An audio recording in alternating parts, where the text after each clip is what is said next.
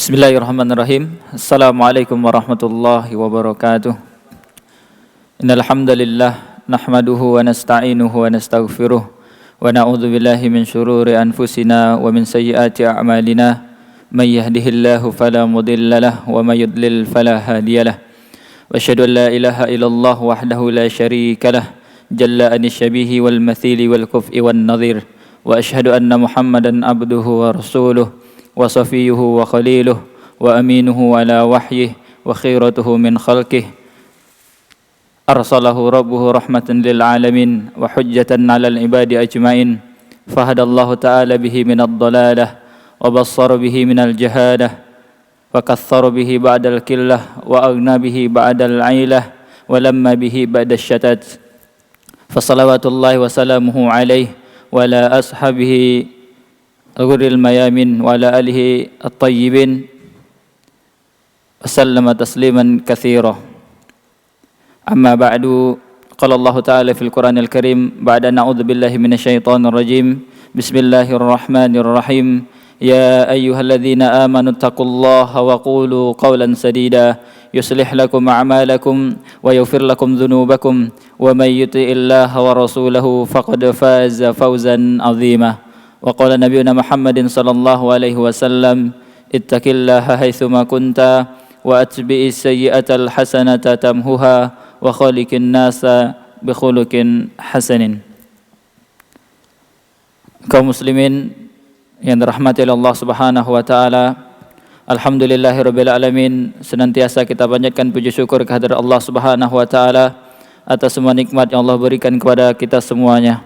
Dan salawat serta salam kita aturkan pada Rasulullah sallallahu alaihi wasallam. Allahumma shalli ala Muhammad wa ala ali Muhammad. Kaum muslimin pendengar Al-Hujjah yang dirahmati oleh Allah Subhanahu wa taala, mengenai dengan merebahnya kasus yang terjadi di tengah manusia pada zaman sekarang ini, di saat-saat sekarang ini, bukan hanya di Indonesia, bukan hanya orang Islam yang mengalami, namun dunia dan semua manusia mengalami keadaan yang sekarang seperti ini. Kita lihat di televisi-televisi, radio-radio, di warung kopi, dan lain sebagainya, banyak manusia membicarakan tentang kasus merebahnya kasus COVID-19 yang sekarang ini sama-sama kita ketahui. Di antara mereka ada yang membicarakan tentang bahaya yang ditimbulkan oleh kasus tersebut. Di antara mereka ada yang membicarakan bagaimana cara menghindarinya. Bahkan di antara mereka ada yang memperkaya diri dengan mengambil kesempatan dengan apa yang terjadi saat sekarang ini. Namun bagi kita umat Islam, kita memiliki panduan hidup, yakni Al-Qur'anul Karim. Al-Qur'an telah memberikan petunjuk kepada kita seluruhnya, apa yang harusnya kita kerjakan, apa yang harusnya kita perbuat, bagaimana yang harus kita lakukan, dan lain sebagainya dalam keadaan seperti sekarang ini. Al-Quran adalah petunjuk hidup kita. Sebagaimana firman Allah Subhanahu wa ta'ala dalam surat Al-Isra, surat yang ke-17, ayat yang ke-9. A'udzu billahi minasyaitonir rajim. Inna hadzal Qur'ana yahdi lillati hiya aqwam. Sesungguhnya kata Allah, Al-Quran ini, kalam Allah ini adalah petunjuk yang lebih lurus, atau adalah memberi petunjuk kepada jalan yang lebih lurus. Jadi Al-Quran adalah petunjuk hidup kita. Bisa kita umpamakan bahwa Al-Quran tersebut ketika kita jadikan dia sebagai petunjuk hidup kita, maka tidak akan meleset dari fitrah kita diciptakan oleh Allah Subhanahu wa taala, karena yang menurunkan petunjuk tersebut adalah Sang Pencipta kita sendiri. Bisa kita ambil permisalan seperti ini. Misalnya sebuah pabrik mobil yang bermerek A misalnya mengeluarkan mobil. Namun ketika pabrik tersebut mengeluarkan mobil A, pasti dia juga mengeluarkan buku petunjuk. Mobil ini namanya ini, kecepatannya sekian puluh kilometer per jam, muatannya sekian kilometer, kalau rusak onderdilnya ini, cara memperbaikinya seperti ini. Jadi ketika mobil tersebut keluar, ketika dia mengalami kerusakan, ketika dia akan dijalankan, maka petunjuk yang harus kita baca, yang harus kita ikuti adalah buku petunjuk yang dikeluarkan oleh pabrik mobil tersebut tadi itu. Tidak bisa ketika mobil A rusak kemudian kita mencari memperbaiki dengan onderdil dengan apa yang dikeluarkan oleh pabrik mobil B. Itu tidak akan sesuai. Bukan hanya untuk memperbaiki mobil tersebut, maka bisa malah memperusak mobil tadi itu. Begitu juga dengan kita, ketika Allah menciptakan kita yang bernama manusia, maka Allah memberi petunjuk kepada kita, dan petunjuk tersebut tidak akan merusak kita, bahkan dia akan memberikan kepada kita keselamatan di dunia bahkan sampai ke akhirat kelak. Maka rugi sekali bagi kita umat Islam, apapun yang kita hadapi, namun kita tidak mendekat kepada petunjuk-petunjuk tersebut. Kaum muslimin yang dirahmati oleh Allah Subhanahu wa taala, adalah kewajiban bagi kita atas apa yang kita alami saat sekarang ini, atas apa ujian yang Allah timpakan kepada kita, maka kita merujuk kepada buku petunjuk yang diturunkan oleh Sang Pencipta kita, yakni Al-Qur'anul Karim. Apa saja petunjuk-petunjuk tersebut yang diajarkan oleh Al-Qur'anul Karim kepada kita ketika wabah tersebut sudah terjadi di tengah-tengah kita. Yang pertama, Al-Quran mengajarkan kepada kita bahwa setiap musibah yang menimpa kita itu tentu dari Allah Subhanahu wa taala. Tidak ada yang bisa menimpa kita kecuali telah ditentukan dan dituliskan oleh Allah Subhanahu wa taala. Sebagaimana firman Allah Subhanahu wa taala dalam surat Taubah, surat yang ke-9 ayat yang ke-51. Allah Subhanahu wa taala berfirman, "A'udzubillahi minasyaitonir rajim. Qul la yusibana illa ma kataballahu lana huwa maulana wa 'alallahi falyatawakkalul mu'minun." Katakanlah, kata Allah Subhanahu wa taala, tidak akan dan tidak pasti akan terjadi sesuatu menimpa kalian wahai manusia, kata Allah, kecuali atas apa yang telah Allah tetapkan. Kemudian Allah lah yang maha pelindung kalian semuanya, dan hanya kepadanya orang-orang bertawakal selalu beriman, atau orang-orang beriman selalu bertawakal kepadanya. Kemudian dalam ayat yang lain Allah Subhanahu wa taala juga berfirman, menguatkan dari ayat yang pertama tadi. Allah Subhanahu wa taala berfirman dalam surat Taghabun, surat yang ke-64 ayat yang ke-11. Allah Subhanahu wa taala berfirman, "A'udzubillahi minasyaitonir rajim. Ma asaba min musibatin illa biidznillah wa may yu'min billahi yahdi qalbah." Kata Allah Subhanahu wa taala, tidak ada musibah yang menimpa seseorang kecuali dengan izin Allah Subhanahu wa taala, dan barang siapa yang beriman kepada Allah, maka Allah akan memberi petunjuk kepadanya. Itu pelajaran yang pertama, petunjuk yang pertama yang diberikan Al-Qur'an kepada kita, bahwa tidak ada yang bisa menimpa kita kecuali telah dituliskan dan telah ditetapkan oleh Allah Subhanahu wa taala. Jadi peristiwa ini membuat kita hendaknya untuk selalu meningkatkan keimanan kepada qada dan qadar Allah Subhanahu wa taala. Kita beriman bahwa apa yang telah ditetapkan oleh Allah seluruhnya telah dituliskan oleh Allah Subhanahu wa taala, seluruhnya telah menjadi ketetapan dari Allah Subhanahu wa taala. Tinggal kita percaya atau tidak dengan takdir yang telah ditetapkan oleh Allah Subhanahu wa taala tersebut. Takdir tersebut juga diceritakan oleh Rasulullah SAW bahwa kita wajib mengimaninya. Daripada rukun iman yang 6, bahwa salah satu di antara kewajiban yang harus kita imani adalah beriman dengan qada dan qadar Allah Subhanahu wa taala. Jadi yang pertama, sekali lagi kami ingatkan bahwa kejadian ini mengingatkan kepada kita bahwa apa yang menimpa kita pada saat ini seluruhnya telah dituliskan oleh Allah Subhanahu wa taala jauh sebelum alam ini diciptakan oleh Allah Subhanahu wa taala. Kemudian pelajaran yang kedua atau petunjuk yang kedua yang diajarkan oleh Al-Qur'an kepada kita seluruhnya, baik kita orang-orang yang beriman, orang-orang yang mengaku Islam kepada Allah ataupun manusia, karena Al-Qur'an hudal linnas, petunjuk kepada seluruh manusia, bukan hanya petunjuk kepada orang-orang yang beriman, tetapi hudal linnas, petunjuk kepada seluruh manusia. Tinggal di antara kita mau menjadikan rujukan atau tidak petunjuk tersebut. Ada di antara kita yang mungkin bersemangat untuk menjadikan Al-Quran sebagai bahan petunjuk dalam kehidupannya, maka selamatlah dia di dunia maupun di akhirat kelak. Namun ada orang-orang yang dia disebutkan oleh Allah bahwa dia juga mendapatkan petunjuk tersebut, manusia, namun di antara mereka banyak yang tidak beriman, banyak yang tidak mengambil Al-Quran tersebut sebagai petunjuk, maka celakalah dia, karena dia telah menyalahi ketika dia diciptakan oleh Allah Subhanahu wa taala, namun dia mengambil petunjuk jalan lain selain jalan yang ditentukan oleh Allah Subhanahu wa taala. Kemudian petunjuk yang kedua yang diajarkan oleh Al-Quran kepada kita seluruhnya, terutama kepada orang-orang yang beriman yang mereka yakin dengan Al-Quran tersebut, bahwa yang bisa mengangkat segala macam mara bahaya adalah Allah Subhanahu wa taala. Tidak ada seseorang yang bisa mengangkat mara bahaya tersebut kecuali Allah Subhanahu wa taala. Sebagaimana firman Allah Subhanahu wa taala dalam surat Al-An'am, surat yang ke-6 ayat yang ke-17. Allah Subhanahu wa taala berfirman, "Wa iyyamsaskallahu bidurrin fala kashifa lahu illa hu." Kata Allah Subhanahu wa taala, dan jika Allah menimpakan mara bahaya kepadamu, maka tidak akan ada yang bisa mengangkatnya kecuali Dia sendiri. Kemudian dalam ayat yang lain Allah Subhanahu wa taala juga berfirman, "Qul id'ul ladzina za'amtum min dunihi fala yamlikuna kashfad durri ankum wala tahwila." Dalam surat Al-Isra surat yang ke-17 ayat yang ke-56.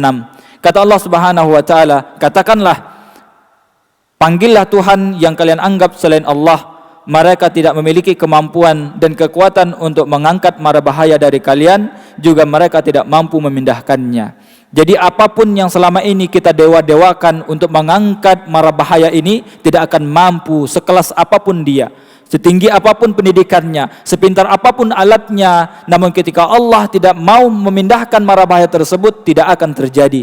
Karena yang bisa memindahkan dan menghilangkan mara bahaya tersebut hanyalah Allah Subhanahu wa taala. Jadi mari kita dekatkan diri kepada Allah, banyak-banyak kita meminta kepada Allah supaya Allah mengangkat mara bahaya ini, karena hanya Dialah yang maha hidup, yang tidak akan pernah mati, maha kuat, maha kuasa, dan maha segala-galanya, yang mampu menghilangkan mara bahaya tersebut.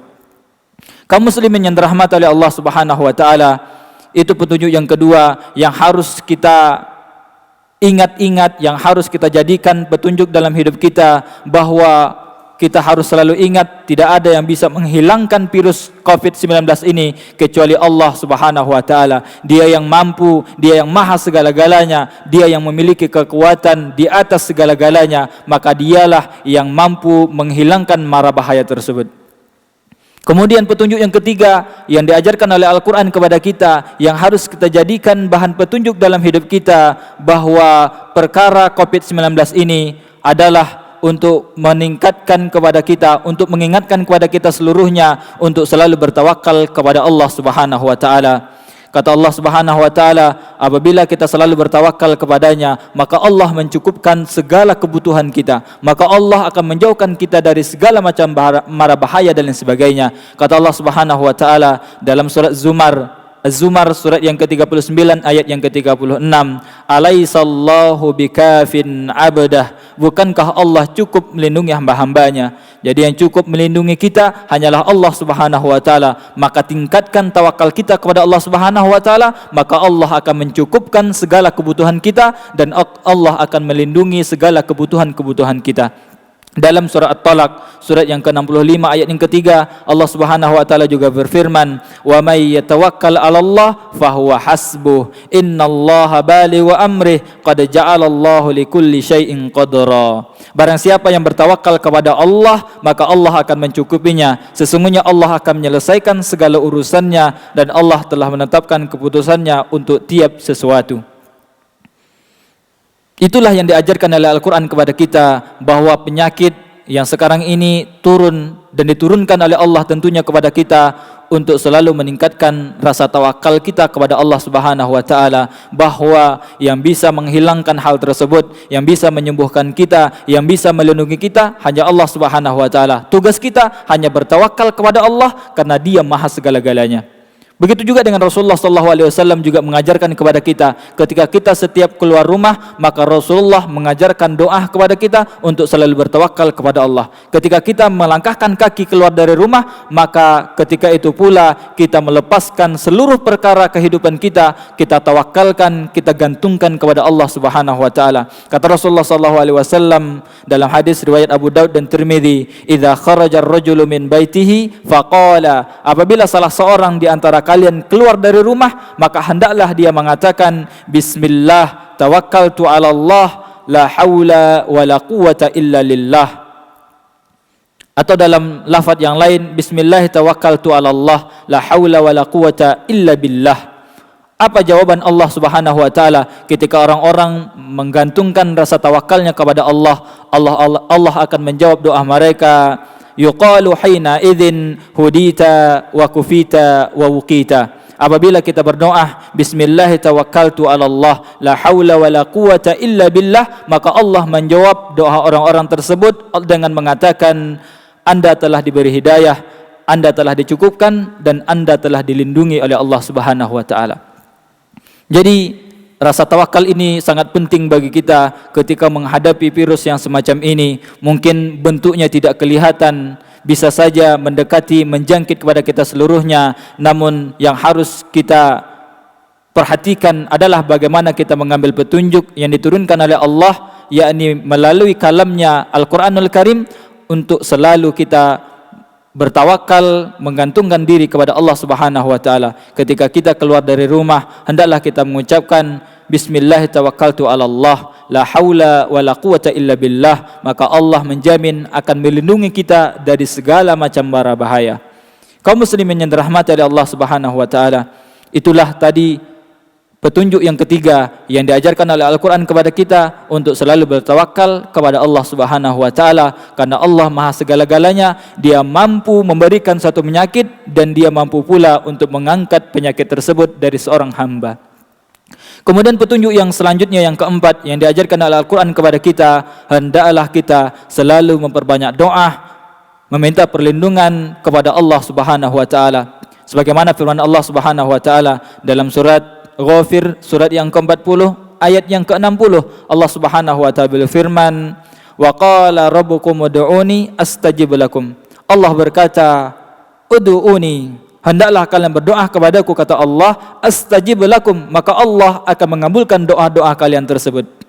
Dalam ayat ini Allah Subhanahu wa taala tidak memisah antara kata perintah dan jawaban. Seakan-akan Allah mengatakan ketika kita berdoa kepadanya, maka saat itu pula Allah akan mengijabah doa kita. Maka hendaklah dalam keadaan yang seperti sekarang ini kita memperbanyak doa kepada Allah, bagaimana mara bahaya tersebut dihilangkan dan diangkat dari bumi Allah Subhanahu wa taala ini, karena Allah yang mampu menghilangkan kemudaratan apapun yang menimpa kepada kita seluruhnya.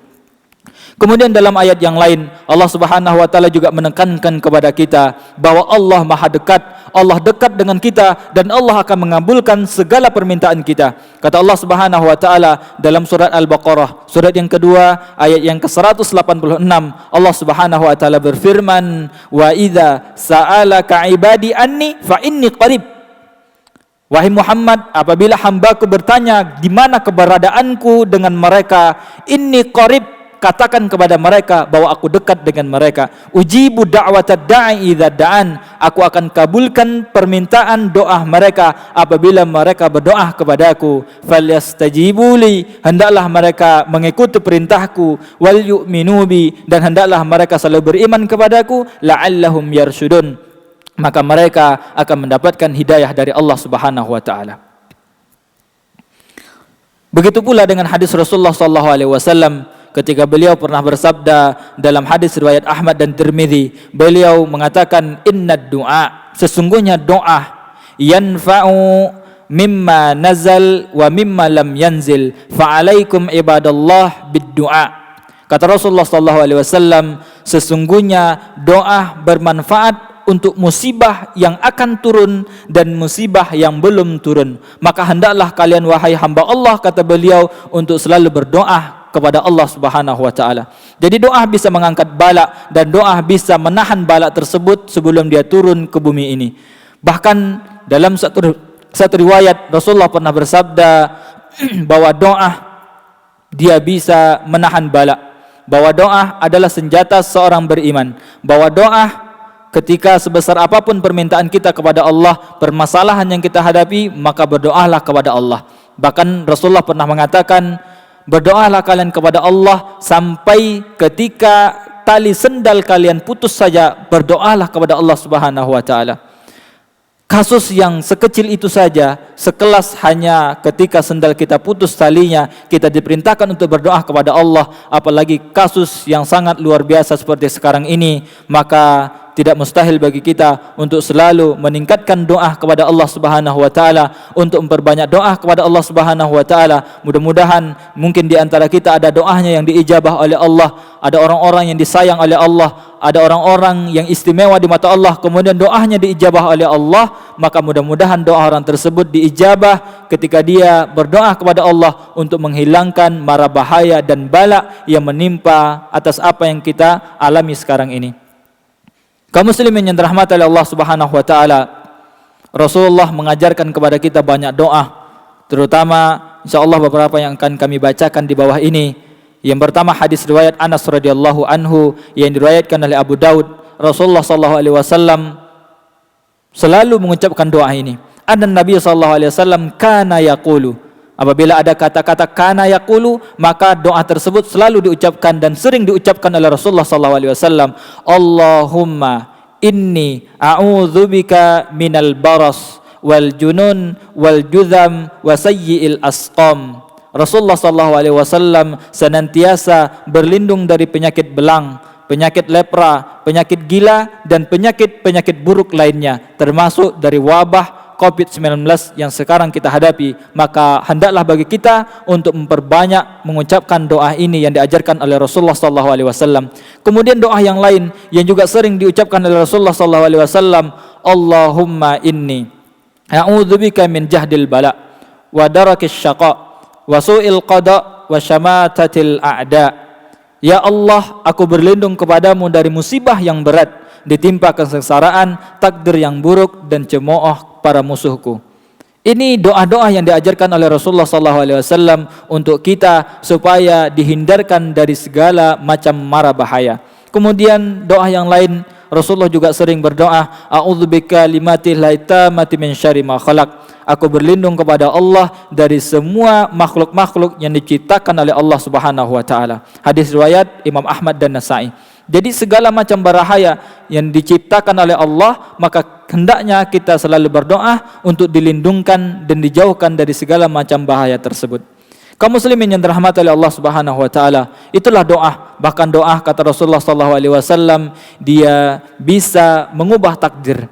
Apabila mungkin kita ditakdirkan oleh Allah ditimpa musibah apapun, termasuk COVID-19, ketika kita berdoa, maka bisa jadi takdir tersebut diangkat oleh Allah melalui doa-doa kita yang selalu kita panjatkan kepada Allah Subhanahu wa taala.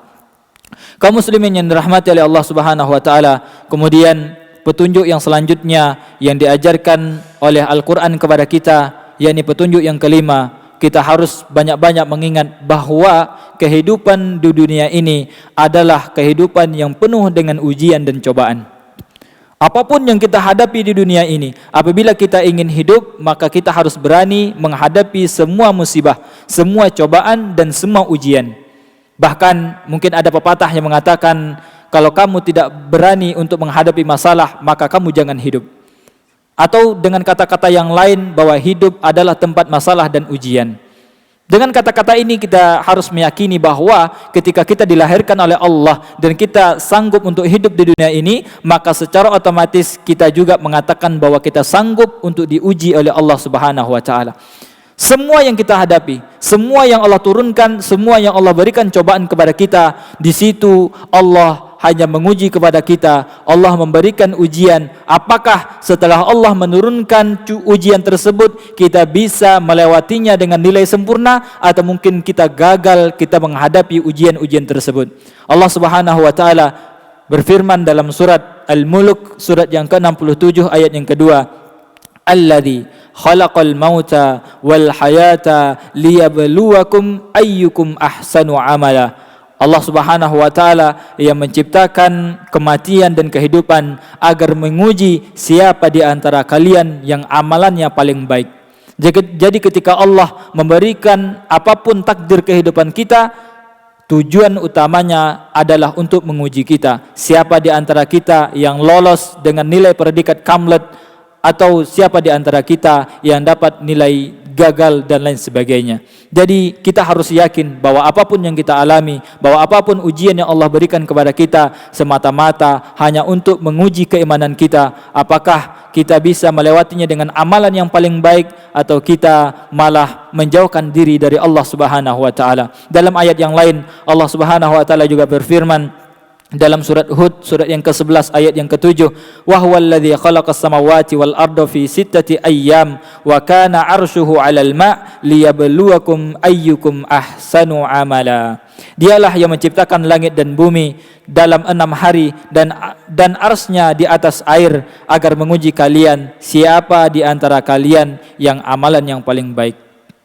Mungkin kita banyak mengira bahwa ujian diberikan oleh Allah hanya untuk mereka yang kaya. Kemudian mereka diuji apakah dengan kekayaan mereka bisa bersyukur atau mereka kufur dengan nikmat Allah. Mungkin kita banyak menguji bahwa manusia diuji dengan jabatan. Ketika dia memiliki jabatan diberikan oleh Allah, apakah dengan jabatan kekuasaan tersebut dia bisa berlaku adil atau dia malah menzalimi rakyatnya. Namun kita lupa bahwa bentuk-bentuk ujian tersebut adalah salah satunya sesuatu yang mungkin kita tidak suka, sesuatu yang buruk, sesuatu yang dampak negatif, sesuatu yang mudaratkan bagi kita seluruhnya. Namun sekali lagi bahwa bagaimanapun bentuk ujian tersebut, sesungguhnya Allah hanya ingin melihat bagaimana upaya kita mendekatkan diri kepada Allah Subhanahu wa taala.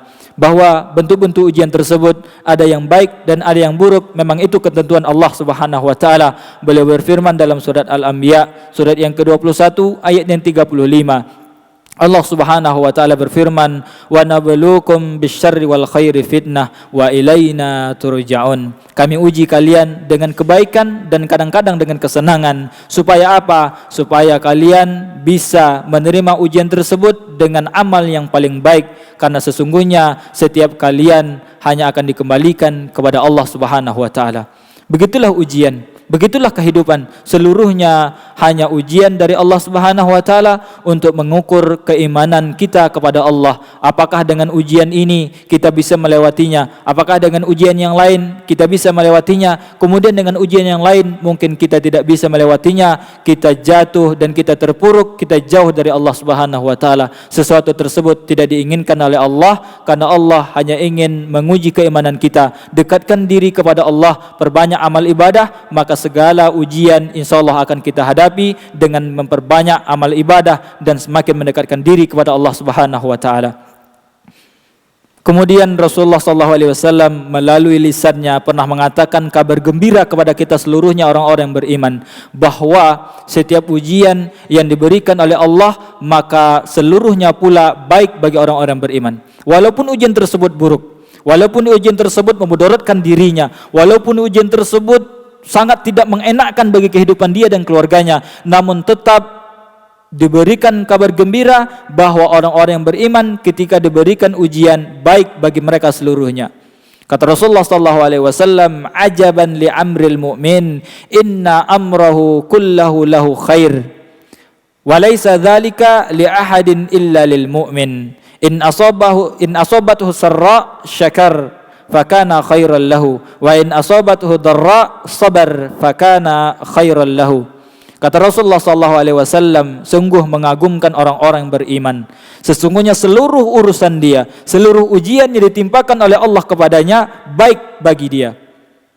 Dan hal itu tidak dimiliki kecuali orang-orang yang beriman. Kenapa? Ketika dia beriman, meningkatkan keimanan kepada Allah, ketika dia diberikan ujian kebaikan, maka dia bersyukur dan itu baik bagi dia. Dan ketika dia diberikan ujian keburukan, kemudaratan, mara bahaya dan lain sebagainya oleh Allah, maka dia bersabar dan itu juga baik bagi dia. Maka orang-orang beriman, beruntunglah mereka yang memiliki keimanan kepada Allah, selalu mengasah keimanannya, selalu menajamkan keimanan dan meningkatkan keimanan kepada Allah Subhanahu wa taala, karena apapun masalah yang ditimpakan dan diujikan oleh Allah, maka baik bagi mereka seluruhnya. Ketika mereka diberikan ujian kaya harta, ketika mereka diberikan ujian jabatan, ketika mereka diberikan ujian viral, populer dan sebagainya, maka mereka bersyukur kepada Allah, maka itu baik bagi dia. Kemudian apabila mereka diberikan ujian kemiskinan, kekurangan harta, rakyat jelata biasa, orang yang biasa terzolimi, kemudian orang yang susah, berkulit hitam dan lain sebagainya, namun mereka bersabar dengan ujian tersebut, itu pun baik bagi dia. Karena apabila mereka diberikan ujian kebaikan, mereka bersyukur, mereka akan mendapatkan pahala. Dan apabila mereka mendapatkan ujian keburukan, mereka bersabar, mereka juga mendapatkan pahala dari Allah Subhanahu wa taala. Maka sungguh mengagumkan perkara orang-orang yang beriman. Saudara seiman, hamba-hamba Allah yang dirahmati oleh Allah Subhanahu wa taala, kemudian kita lanjut kepada petunjuk Al-Quran yang selanjutnya, yakni yang keenam, bahwa yang bisa menyembuhkan segala macam penyakit dan yang bisa menyukupkan dari semua kekurangan itu hanyalah Allah Subhanahu wa taala. Sebagaimana ketika kita sakit, maka yang harus kita yakini bahwa Allah yang menyembuhkan. Al-Quran pun berkata demikian, wa idza maridtu fahuwa yashfin, apabila aku sakit maka Allah yang menyembuhkan penyakitku, dalam surat Asy-Syu'ara surat yang ke-26 ayat yang ke-80. Kemudian ketika Rasulullah mengajarkan doa kepada kita, di sana di dalam lafaz tersebut Rasulullah juga menekankan kepada kita bahwa yang menyembuhkan, yang maha menyembuhkan hanyalah Allah Subhanahu wa taala. Rasulullah mengajarkan kepada kita, apabila ada saudara kita yang sakit, maka kita mengucapkan doa, Allahumma rabban nas, adhibil ba'sa, ishfi wa anta syafi, fi la shifaa illa shifauka, shifaan la yughadiru saqama. Kata Rasulullah SAW, ya Allah, Tuhan manusia yang menghilangkan segala macam penyakit, sembuhkanlah dia, Engkau maha penyembuh, tidak ada yang menyembuhkan kecuali Engkau, kesembuhan yang tidak ada sisa penyakit di dalamnya. Hadis riwayat Imam Bukhari. Dalam hadis ini kita juga diajarkan oleh Al-Quran, oleh wahyu Allah Subhanahu wa taala melalui lisan Rasulullah SAW, bahwa yang menyembuhkan segala macam penyakit adalah Allah Subhanahu wa taala, karena Allah Syafi, Allah yang maha menyembuhkan, Allah yang maha menyembuhkan, dan Allah yang maha menyembuhkan. Tidak ada yang bisa menyembuhkan kita kecuali Allah Subhanahu wa taala. Kaum muslimin yang dirahmati oleh Allah Subhanahu wa taala, jadi apapun penyakit yang kita alami, baik itu corona ataupun virus-virus yang lain, ataupun penyakit-penyakit yang lain, maka Allah yang maha menyembuhkan. Baik kita banyak-banyak berdoa, mendekatkan diri kepada Allah, memperbanyak amal ibadah, ataupun kita memperbanyak membaca Al-Quran, kemudian kita niatkan untuk menyembuhkan penyakit yang ada dalam diri kita. Karena Al-Quran adalah penyembuh, Al-Quran adalah obat bagi penyakit yang ada di dalam tubuh kita. Jadi apabila mungkin kita mengalami suatu penyakit, perbanyaklah kita membaca Al-Quran dengan niatan untuk diberikan kesembuhan oleh Allah Subhanahu wa taala. Mungkin yang lazim kita sebut dengan ruqyah syar'iyyah. Ruqyah, mantra-mantra di dalam Islam yang berisikan ayat-ayat Al-Quran, kemudian diniatkan untuk menyembuhkan penyakit orang-orang yang ada penyakit di dalam dirinya, maka bisa menyembuhkan dengan izin Allah Subhanahu wa taala. Kemudian yang selanjutnya, yang ketujuh, petunjuk Al-Quran bagi kita, selain daripada kita tawakal, selain daripada kita berdoa kepada Allah, maka Allah juga mengajarkan ikhtiar kepada kita. Bukan hanya bermodalkan tawakal saja, kemudian kita lepas diri dari segala macam mara bahaya. Banyak mungkin di antara kaum muslimin yang pemahamannya salah ketika mereka diuji dengan apa yang sekarang ditimpakan oleh Allah kepada mereka. Mereka beralasan tawakal kepada Allah, tetap jalankan sebagaimana biasa. Kalau Allah tidak mendatangkan penyakit, maka tidak akan datang penyakit tersebut, karena hanya Allah yang mendatangkan segala macam mudarat. Benar, tidak ada salahnya perkataan tersebut. Namun jangan lupa, Allah juga mengajarkan ikhtiar kepada kita seluruhnya. Karena Allah Subhanahu wa taala pernah berfirman dalam surat Ar-Ra'd ayat yang ke-11. Allah Subhanahu wa taala berfirman, "Innallaha la yughayyiru ma biqaumin hatta yughayyiru ma bi anfusihim." Sesungguhnya Allah tidak akan mengubah keadaan atau nasib suatu kaum kecuali mereka sendiri yang mau mengubah nasib keadaan mereka sendiri. Ayat ini mengajarkan kepada kita bahwa Allah juga menekankan kepada kita untuk selalu ikhtiar. Bagaimana cara ikhtiar kita dalam keadaan seperti ini? Yang pertama, kita dengarkan nasihat para dokter, para ahli dalam masalah ini. Ketika mereka mengajarkan kepada kita untuk selalu mencuci tangan, untuk selalu social distancing, untuk selalu menjaga jarak, untuk selalu tidak bersentuhan, untuk selalu mencuci tangan dan lain sebagainya, ini adalah salah satu ikhtiar kita untuk menjauhkan diri kita dari segala macam barang bahaya. Selain kita bertawakal, kita juga diajarkan untuk berikhtiar kepada Allah Subhanahu wa taala. Kemudian cara kita ikhtiar ataupun bagaimana ikhtiar kita pada saat sekarang ini, dengarkan perkataan para ulama. Ulil amri kita adalah para ulama. Ketika mereka dalam ijtihad mereka bahwa salah satu cara ikhtiar kita untuk tidak melaksanakan perkumpulan, tidak mengadakan kajian, tidak mengadakan salat berjamaah, tidak mengadakan salat Jumat sekalipun, maka kita ikuti, ini adalah salah satu ikhtiar kita mengikuti fatwa para ulama ulil amri kita. Jadi ini adalah ikhtiar kita. Tidak bisa dengan semena-mena kita hanya mengatakan tawakal, tawakal, tawakal, kemudian kita lupa untuk berikhtiar. Jangan lupa ketika Rasulullah berperang, mereka juga memakai pakaian besi. Mereka juga menyelimuti tubuh mereka dari besi, dari pakaian terbuat dari besi. Ini kenapa? Bahkan bukankah Rasulullah tawakalnya sangat kuat kepada Allah, tetapi kenapa para sahabat diajarkan untuk selalu memakai pakaian yang terbuat dari besi ketika mereka berperang? Ini salah satu upaya Rasulullah, ikhtiar Rasulullah SAW supaya tidak kena tombak dan lain sebagainya. Kalau misalnya untuk kuatan tawakal, maka kuatlah tawakal Rasulullah dibandingkan dengan tawakal kita. Namun ketika Rasulullah juga memerintahkan para sahabatnya ketika terjadi wabah, jangan masuk satu daerah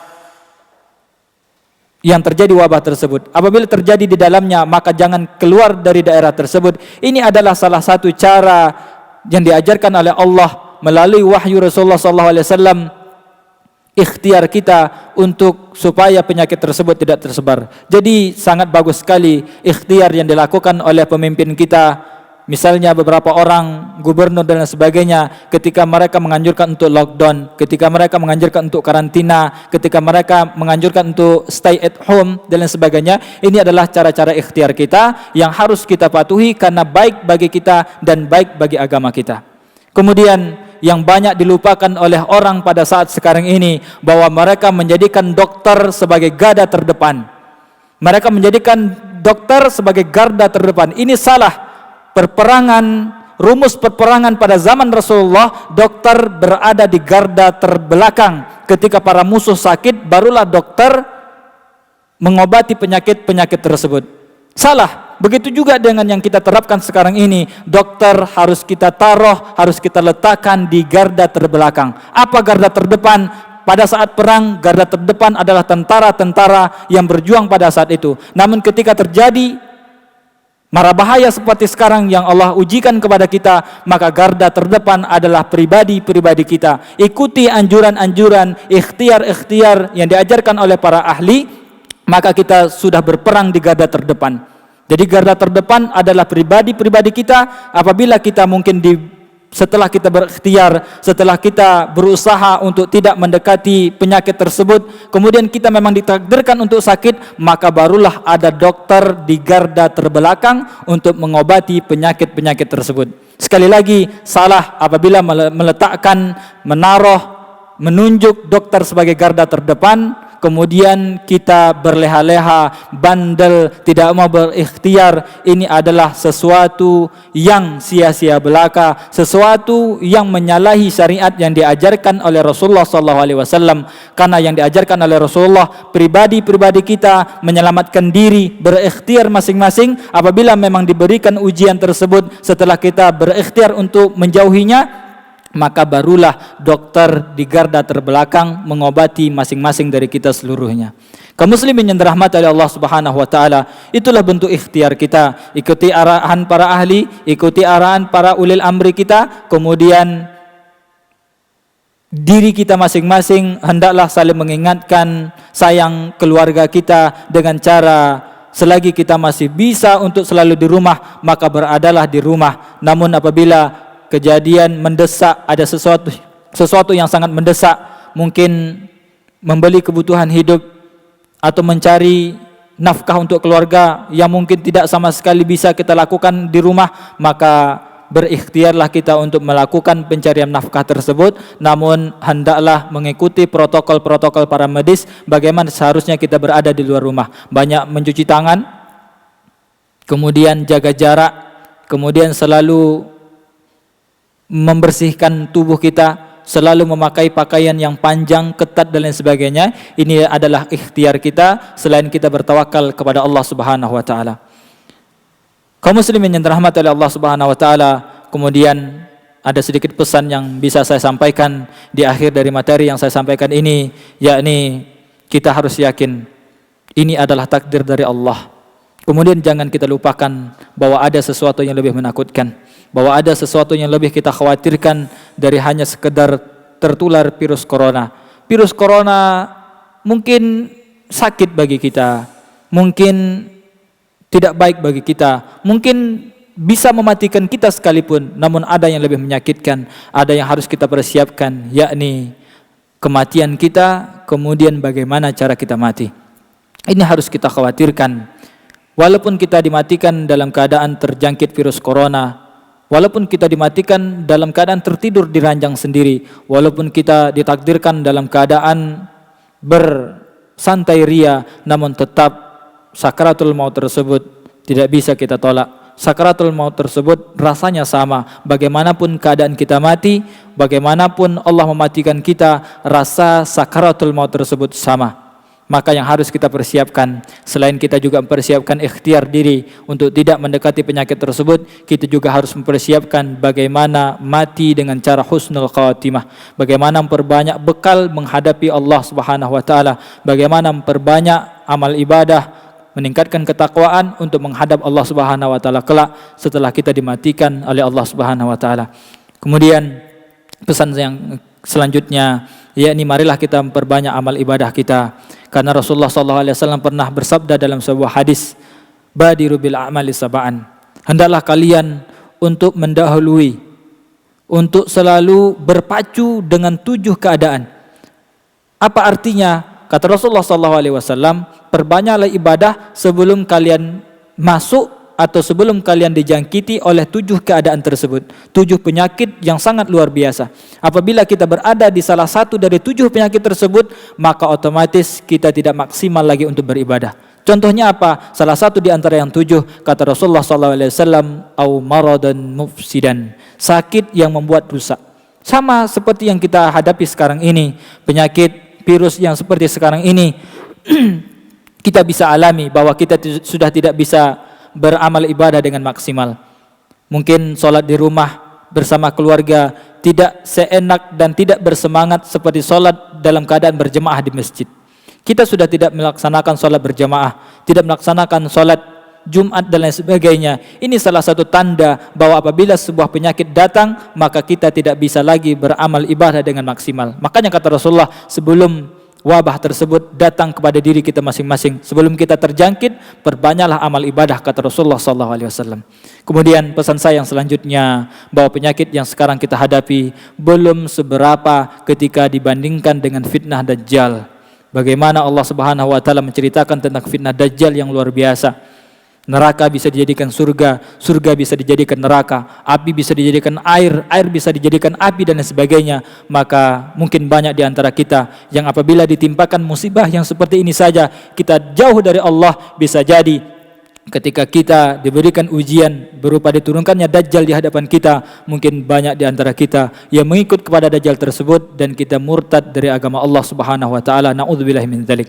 Maka sebelum hal tersebut Dajjal keluar daripada kita, maka ini salah satu ujian yang diberikan oleh Allah. Apakah kita bisa mampu untuk melewatinya supaya kita mendapatkan ujian yang lebih berat, yakni berupa Dajjal dan lain sebagainya. Apabila kita berhasil, maka Allah akan berikan ujian yang lebih daripada ini. Maka bersiap-siaplah kita untuk menghadapi ujian demi ujian yang diberikan oleh Allah Subhanahu wa taala tersebut kepada kita. Mudah-mudahan, saya berdoa untuk diri saya pribadi dan kepada jemaah sekalian yang mendengarkan ataupun tidak mendengarkan, orang-orang muslim ataupun orang-orang non-muslim, kita berdoa sama-sama kepada Allah untuk selalu Allah berikan taufik kepada kita, untuk selalu Allah berikan hidayah kepada kita, untuk selalu Allah berikan keamanan kepada kita dan Allah jauhkan kita dari segala macam bara bahaya, karena yang menurunkan Allah dan mengangkat mara bahaya tersebut juga Allah Subhanahu wa taala. Kita hanya mampu berdoa, berikhtiar, kemudian meningkatkan tawakal kepada Allah Subhanahu wa taala. Mungkin hanya itu yang dapat saya sampaikan, lebih dan kurang mohon maaf. Mungkin hanya ini sekilas yang bisa saya sampaikan, petunjuk-petunjuk Al-Quran atas apa yang menimpa kita saat ini. Maka kewajiban bagi kita untuk mengikuti petunjuk-petunjuk tersebut. Tidak ada petunjuk yang lebih baik kecuali petunjuk yang diturunkan oleh Allah Subhanahu wa taala. Kita tutup dengan doa kifaratul majelis. Subhanaka Allahumma wa bihamdika asyhadu an la ilaha illa anta astaghfiruka wa atubu ilaik. Wassalamualaikum warahmatullahi wabarakatuh.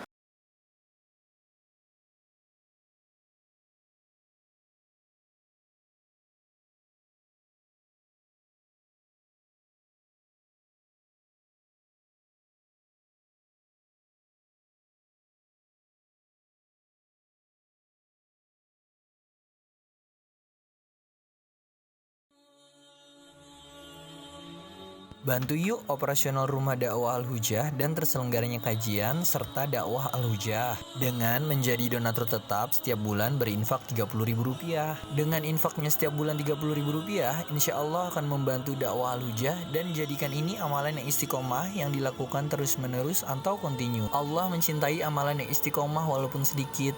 Terus istiqomah setiap bulan, jangan berhenti. Karena Allah mencintai hambanya yang istiqomah. Dan insya Allah ini akan menjadi amal soleh jariah dengan menyebarnya ilmu yang bermanfaat. Yuk salurkan amalan istiqomahnya setiap tanggal 3 setiap bulannya melalui Bank Sentral Asia dengan nomor rekening 27660155554 atas nama Dedi Harveni. Dan Mandiri Syariah dengan nomor rekening 7102286299 atas nama Dedi Harveni.